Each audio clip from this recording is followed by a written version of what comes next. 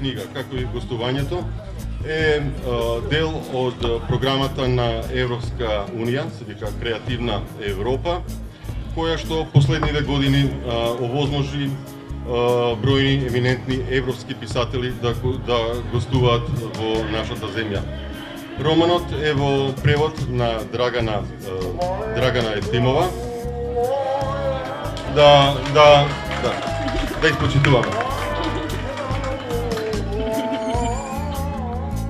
Можам да кажам дека ми е навистина многу драго што оваа промоција се одржува во старата Скопска чаршија, најубавиот дел во Скопје, во оваа улица, најубавата улица во старата чаршија и токму на ова место каде што жилово обстојува граѓанскиот дух на Скопје. Југославија моја дежела, тоа е наслов кој е ова книга понела након дугих борби за наслов. Ја сам тражио риеч која би ишла уз балкански, а да то веќе не означава нешто и нисам ја нашao.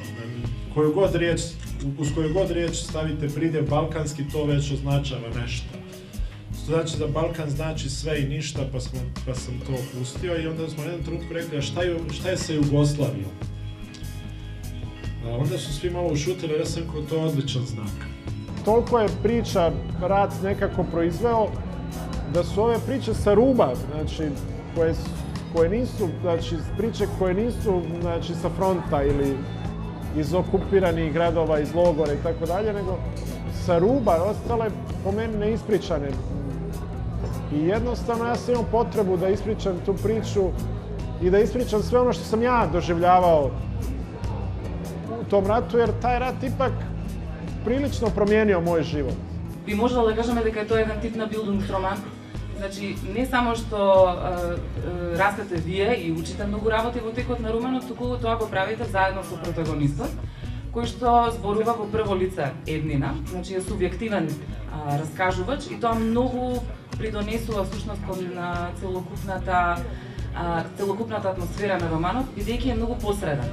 И навистина овој роман, поради таа едноставност и чистина, многу лесно се чита, иако вака ќе го видите изгледа прилично дебеличок, ама верувајте дека можете за една ноќ да го прочитате, од што е не само што интересен, туку и многу пријатен за читање. Ja mislim da ova priča jednostavno nastajala duže vrijeme, znači jedna želja da ispričam jednu priču koja je ostala neispričana. To je priču tih oficirskih porodica u Puli koji su živjeli preko puta moje dede i bake. I ja se družio sa tom djecom tamo i oni su jedno ljeto jednostavno, da kažem, nestali. I nekako po nekim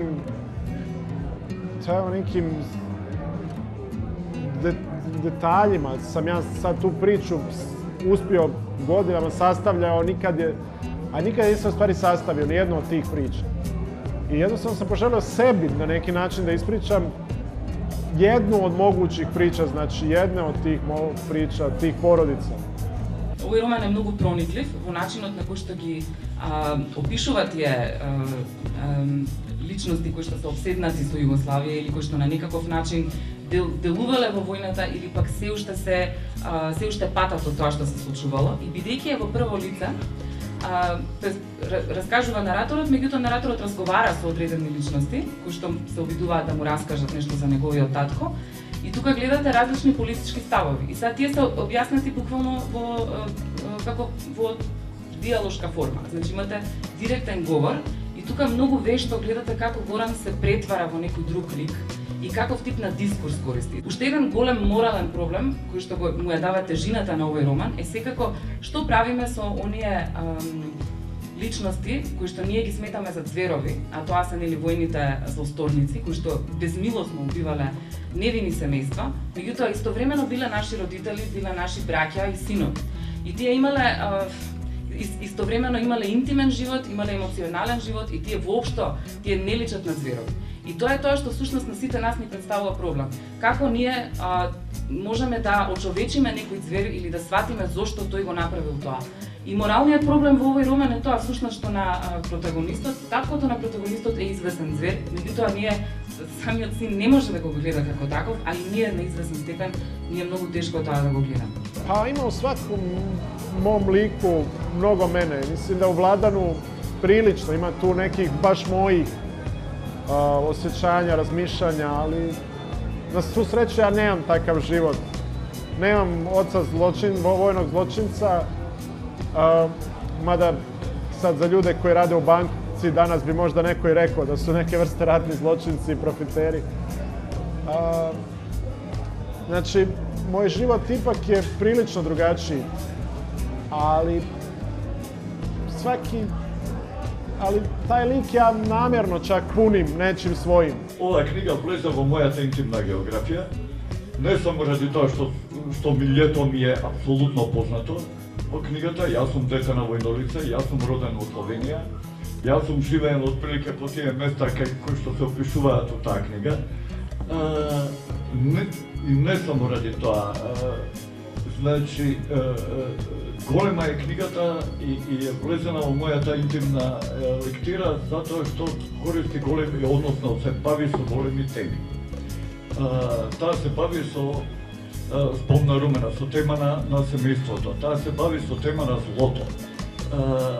Таму има една реченица кај што вели, ако сакаш да го разбереш злото, ти го правдаш злото. Таа книга го разбира злото. Не велам дека го правда, го разбира злото. Таа се бави со многу јака тема која е секојаш вечна тема на партиди. Таа тема ми е многу близка, секојаш актуелна, сега актуелна и со бекалците и со било што, каде што никогаш не си свој на своето. Nismo mi oni koji želimo da pišemo političke romane, nego je ono svijet u kome živimo nas jednostavno tjera da razmišljamo u tom kontekstu. Onako teško nekako izvadiš svoje junake i sve i sam sebe iz neke realnosti.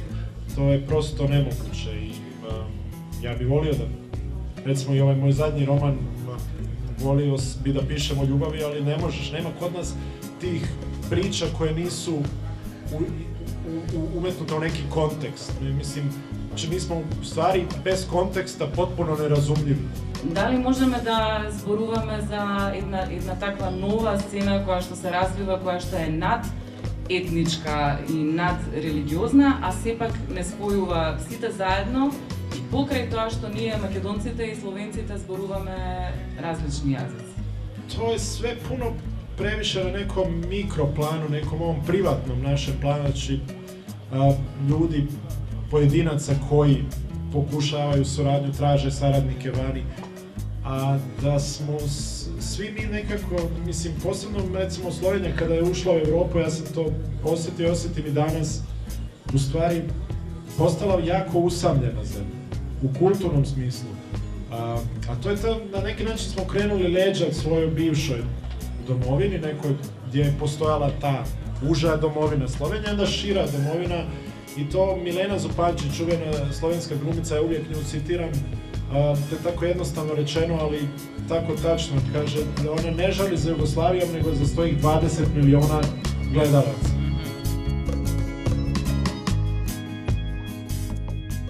Ono što je meni bitno je da sam iskren, znači da izlazim iz sebe i sve više na neki način, što više pišem, to dublje ulazim u sebe. Mislim, na neki način moji su romani sve deblji, a meni se osjeća da su uvijek sve intimniji.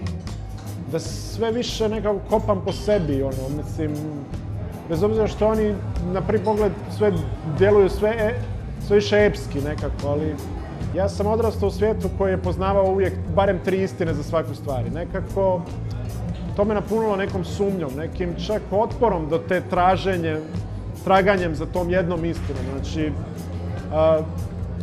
mislim da me to nekako otjeralo u fikciji gdje mogu, znači, da budem neopterećen onom istinom, pravom istinom, nego da ja vam pustim mašti da popuni neke praznine, da izmisli neku istinu i da na taj način se baš tim izmišljanjem približi onoj jedinoj istini. To je neki koja ne može da bude fakt, nego može biti neki duh, neki miris nečega koji je nekad, mislim, po meni istinitiji nego neki dokument.